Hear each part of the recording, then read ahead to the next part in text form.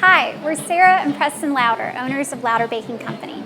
Today we wanted to show you some different ways that you can make French toast using our Lowder bread. Okay, so the first thing I did to start off our French toast was I took some fresh baked Lowder bread.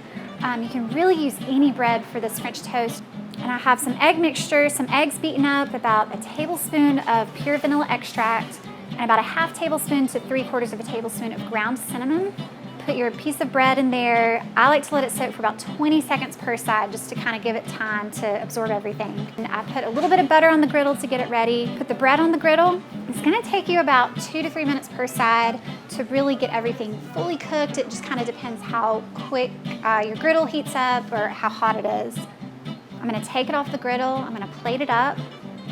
I really like to add some maple syrup on top.